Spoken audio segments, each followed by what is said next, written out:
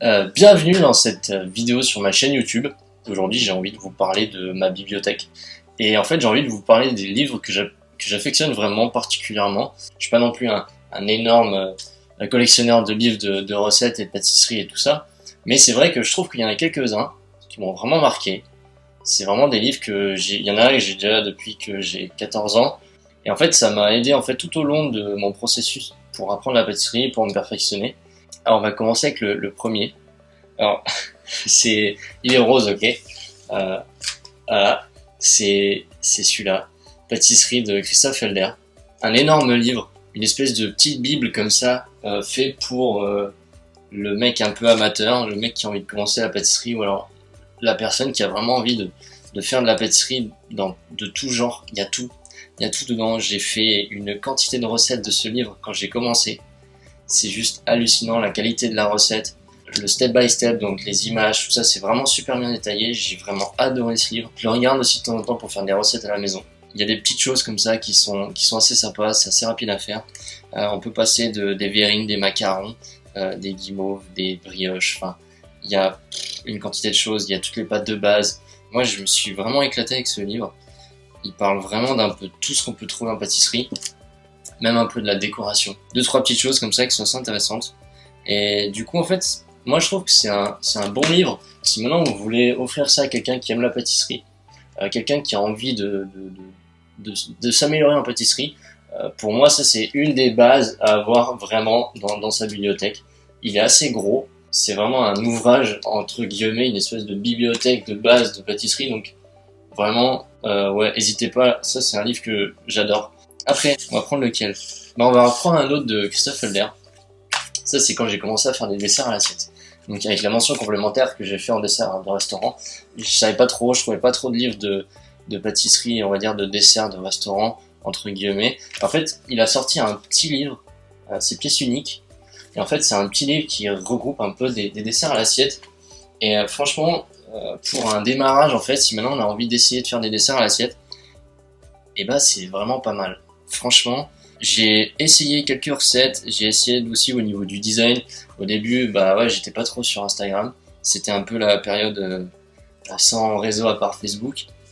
Et c'est vrai que ce livre, j'ai vraiment apprécié parce qu'il y a il y a un peu des choses décalées. C'est pas forcément que du classique. Il y a un peu des astuces. Donc, c'est un petit livre sympa si on a envie de commencer à faire des desserts de restaurant.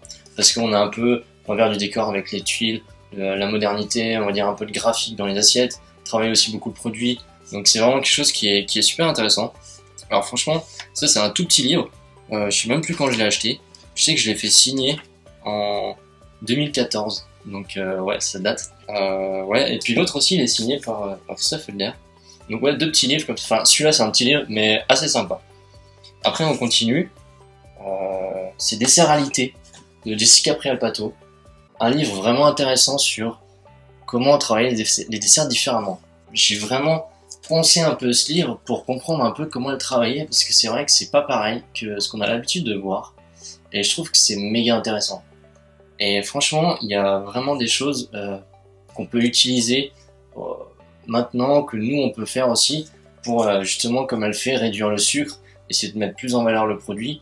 Il y a vraiment un travail autour des céréales, autour du chocolat, qui est un peu différent, qu'on n'a pas forcément l'habitude d'avoir. Beaucoup sur les fruits aussi, comme travailler le kaki. Enfin, il y a des déshydratations, des concentrations de fruits. Enfin, c'est assez détaillé. Il y a vraiment de quoi faire avec. Enfin, moi, je sais que je me fais vraiment plaisir à regarder de temps en temps ces recettes. Puis il y a des espèces d'organigrammes de goût avec, par exemple, le chocolat. Où est-ce que ça va? C'est un peu un espèce de brainstorming que je fais aussi, que j'explique aussi dans ma formation. Et c'est vrai qu'en fait, tout ça, ça montre à quel point on peut chercher loin sur le goût. Donc ça, c'est vraiment un bouquin que j'apprécie. Et puis après, son design aussi, elle est très intéressant parce que c'est très épuré, il n'y a pas grand chose, pas beaucoup de décoration, ça se joue beaucoup sur le produit. Donc ça, c'est super intéressant. C'est pour ça que ça, c'est un livre que j'ai acheté je pense il y a 1 an et demi. Mais franchement, je suis vraiment content d'avoir acheté ce livre parce que ça ouvre un peu un autre univers dans la tête et c'est vraiment assez intéressant. Après, il y a le livre d'Aurélien Rivoire, Itinéraire d'un chef pâtissier. Alors, c'est un bouquin, il y a beaucoup de choses qui sont très très simples, des desserts à l'ancienne, comme il disait un peu avec sa grand-mère, des choses un peu vraiment classiques. Mais c'est surtout la manière dont c'est travaillé en fait. C'est ça qui est juste dingue, c'est qu'il arrive à travailler ça d'une manière avec une espèce de technicité qui, on voit pas ça partout. Et je trouve que c'est vraiment intéressant parce que ça ouvre un peu la possibilité à autre chose. Là, je prends maintenant une recette, voilà, il va travailler la truffe noire, glaçon onctueuse à la vanille, fraises des bois, avec, il y a des concombres. On a les poires confites au genièvre, candis de vin rouge. On a quelque chose assez intéressant avec la mangue frottée au sel, confite à l'huile de cacahuète et glace marron. Donc en fait, tout ça, c'est vraiment des desserts qu'on n'a pas forcément l'habitude de voir, des associations de goûts qu'on n'a pas forcément l'habitude de voir. Et c'est là où ce bouquin il est assez intéressant parce qu'il ramène, on va dire, une certaine sorte de technique, quelque chose de très pur envers le produit. Et enfin, c'est vraiment cool. Je suis vraiment étonné par cette pâtisserie-là. On va dire qu'il y a des recettes 3 Mac dedans, donc 3 étoiles Michelin. Donc il y a aussi des trucs, on se dit, ok, c'est cool quoi. Après, il y a un gros livre que j'adore énormément. C'est une personne aussi que j'adore énormément. Enfin, c'est Claire Hetzler. Elle a sorti un bouquin juste pour moi dans un sens énorme parce que c'est un livre où il y a le avant-après. Il y a la construction du dessert. Il y a vraiment ce côté de je montre mes croquis, je montre mon idée, d'où est-ce que ça vient. Je fais mes photos tests, je les mets dans le livre et à la fin on sort une photo finale. Donc en fait il y a vraiment les étapes un peu de la conception, de la construction du dessert. Et ça je trouve ça juste super bien en fait, parce qu'en fait elle s'est ouverte avec le lecteur sur ce point de vue qu'on n'a pas forcément en tant que particulier, de dire bah ouais comment il a créé ce dessert, comment ça se fait, enfin comment il est arrivé à ce dessert là, mais peut-être qu'il y en a eu 5 avant. Et bah là-dedans il y a justement plein de photos avec des tests, avec des idées. Je trouve que déjà ces desserts au niveau du design ils sont ahurissants quoi. Enfin ils ont une touche, ils ont une patte personnelle, un truc qui est vraiment que à elle. Moi je les reconnais à travers 1000 ces desserts. C'est vraiment des trucs où on sait que c'est elle. Elle a une patte qui est juste magnifique et elle met ça super bien en avant dans ce bouquin parce que justement c'est très sincère. Moi j'adore le feuilleter, surtout pour des fois au niveau géométrique, graphique, il y a des choses qui sont très complexes à mettre en place, des choses que je sais que je peux pas forcément faire un peu la même chose parce qu'on a moins de staff pour le faire, mais ça donne énormément d'idées et de comment elle conçoit le dessert. C'est assez intéressant aussi comme livre. Franchement, il y a du step by step aussi à l'intérieur, plein d'images avec comment c'est fait. Franchement, c'est vraiment cool. Ça, c'est un livre que j'ai mangé. Vraiment, je l'ai mangé parce que j'adore ce bouquin. En tant que pâtissier professionnel de la restauration, moi, je trouve que c'est un bouquin qu'il faut avoir dans sa bibliothèque. Je sais que je suis pas non plus le mec qui a énormément de bouquins, je vous l'ai dit. Mais en vrai, celui-là, c'est vraiment un gros livre. Donc ouais, n'hésitez pas. Après, on va passer à quelque chose que j'adore, la viennoiserie. C'est un bouquin qui est sorti. C'est le grand livre de la viennoiserie. Donc c'est un meilleur ouvrier de France. Enfin, ils ont fait en collaboration avec Jérémy Ballester, Jean-Marie Lagneau, Olivier Magne et Thomas Marie. Donc c'est les meilleurs ouvriers de France en boulangerie. Et en fait, dans ce bouquin, il y a un peu tout ce qu'on peut trouver sur la viennoiserie. C'est très professionnel, attention. C'est détaillé comme un professionnel le ferait. Donc ça va pas chercher non plus trop loin à tout vraiment tout expliquer dans le détail. C'est très bref, très carré. Donc c'est vraiment pour quelqu'un qui a déjà des notions de base. Quelqu'un qui a jamais fait de boulangerie, qui a jamais fait de viennoiserie, il y a quelques termes, il y a quelques moments où il y aura un peu du flottement parce que c'est justement axé plus pour quelqu'un de professionnel. Après, on trouve tout dedans. Il y a du croissant bicolore, des pains au chocolat, de la brioche. Après, il y a aussi un peu des choses du monde, vraiment quelque chose de différent. Si maintenant on aime la viennoiserie, je pense que c'est un bouquin qu'il faut avoir. Enfin, ça vaut vraiment le coup si maintenant on veut s'éclater. Voilà un exemple tout bête. Hein. Je vais prendre la fleur de cassis. C'est un truc, voilà, on voit pas ça partout, quoi. Et justement, en fait, tout ça, c'est vraiment des viennoiseries un peu plus poussées, quelque chose qui va un peu plus loin. Et moi, je trouve que c'est intéressant d'avoir en fait le côté en plus, pas juste faire les bases, mais d'avoir justement dans ce livre des techniques pour faire quelque chose de différent que ce qu'on connaît d'habitude. C'est super bien écrit, C'est pour un professionnel, c'est très rapide à lire, c'est juste comme on a envie. Il n'y a pas trop de texte, enfin, on va à l'essentiel, quoi. Donc vraiment un très très bon livre. Moi j'apprécie.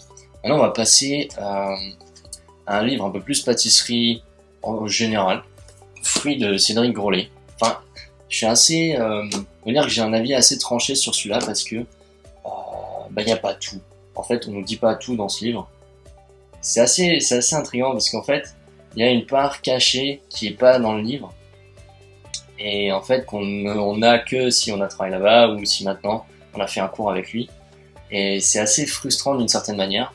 Après, il fait ce qu'il veut, mais c'est vrai que moi je trouve que ça se voit parce que dès qu'on a un fruit qui est super brillant et tout avec une couche très très fine à l'extérieur et qu'on nous met un glaçage miroir pour la finition, bah on sait que c'est pas ça. Enfin, je veux dire, c'est tout bête, mais après sur le reste, il est vraiment top. J'adore tout ce qui est tarte. Franchement, elles sont vraiment cool. Il y a vraiment beaucoup de travail sur les inserts. J'utilise beaucoup ce livre aussi pour m'inspirer par rapport aux inserts, par rapport aux fruits. C'est assez intéressant parce que il mélange souvent des textures où en fait à la décongélation ça aide par rapport à ce qu'il met à l'intérieur, donc ça c'est assez cool. Il y a un peu de dessert à l'assiette, mais c'est pas le truc le plus fou. Moi je trouve que c'est plus comment on travaille le produit, le goût avec les fruits et tout ça. Vu que moi je travaille énormément les fruits aussi, c'est quelque chose qui me tient vraiment à cœur et c'est vrai que ça donne du coup pas mal d'idées là-dessus par rapport à qu'est-ce qu'on peut faire avec et par rapport aux techniques qu'on peut utiliser. Donc ça c'est un livre un peu que je regarde mais pour vraiment des petites choses précises. Je vais peut-être pas forcément utiliser la recette en entier, même pour la maison, je vais peut-être juste utiliser juste un petit peu de quelque chose pour l'utiliser là-dedans. Mais c'est rare que là je ferai par exemple un truc en entier de chez lui. Parce qu'il y a des recettes qui sont très cool, et il y en a, bah moi ça m'intéresse moins. Mais en soi ça reste un bouquin qui est assez cool. On a pas mal d'images, on a pas mal de différentes possibilités avec le même fruit. Donc ça c'est assez cool aussi. Donc ça c'est un livre ouais, donc on va dire à double tranchant. Alors du coup pour le dernier, on va passer au chocolat. Stéphane Leroux qui fait un bouquin chocolat. Il s'appelle Bleu. Alors c'est le dernier livre qu'il a sorti. Il y a eu son premier livre qui s'appelle Matière que je n'ai pas. Mais du coup j'ai pris le deuxième. Et en fait j'aime bien le chocolat, j'aime bien travailler le chocolat. Je fais beaucoup de bonbons. Et en fait tout ce qui est pièces artistiques, j'ai jamais vraiment appris beaucoup à en faire. Bah, je me suis dit qu'un jour, il faudrait quand même que je trouve un ouvrage, quelque chose où j'arriverai à apprendre avec en fait. Et ce bouquin, pour les pièces artistiques, c'est vraiment cool. C'est un bouquin qui est juste au top en fait. Il donne énormément de choses sur plein de décorations. Il fait beaucoup à l'intérieur, c'est beaucoup de fleurs, de montage de pièces, de décoration. Après, il y a aussi les imprimés, comment les faire soi-même. C'est vraiment tout un détail autour de comment monter une pièce artistique et beaucoup de fleurs. Et après, il y a aussi tout ce qui est matière aussi un peu, avec l'effet boisé, l'effet carton, l'effet métal. C'est tellement réaliste que je me dis c'est pas possible. Et c'est vrai que franchement pour ça, c'est un très très bon bouquin, j'aime bien. Ça permet en fait, même l'effet marbre, il explique vraiment beaucoup de choses sur comment il fait vraiment ses graphiques. Et en vrai, franchement, si vous voulez faire de la pièce artistique et que vous voulez vous lancer dedans, ça c'est vraiment un bouquin qui est assez cool. Moi j'aime bien l'utiliser dès que je veux faire un peu de pièces artistiques, j'en fais pas souvent, mais dès que j'en fais, j'aime bien avoir ce livre parce qu'il m'aide énormément. On va dire que je suis un peu autodidacte sur de la pièce artistique, hein. Et je trouve que ça permet d'utiliser ça et de faire en sorte d'avoir quand même un assez bon niveau parce que c'est tellement bien expliqué, il y a tellement de bien, on va dire que toutes les photos step by step sont vraiment cool, c'est vraiment bien détaillé, donc vraiment ça donne envie en fait de le faire tout simplement. Et ouais, c'est un gros livre que j'apprécie énormément. Ça c'était une partie de mes livres de ma bibliothèque que je voulais vous partager du coup. J'espère que cette vidéo vous a plu. Si maintenant vous avez des idées sur des prochaines vidéos que je pourrais faire, je sais que ce sera avec plaisir de partager encore plus avec vous. Donnez-moi des idées de vidéos, je serais super content de les faire pour vous. Et n'hésitez pas à mettre un petit like, vous abonner, même si j'en ai pas beaucoup. On commence tous à un endroit. Et puis ouais, bah merci encore d'avoir visionné cette vidéo et puis à bientôt. Allez, ciao.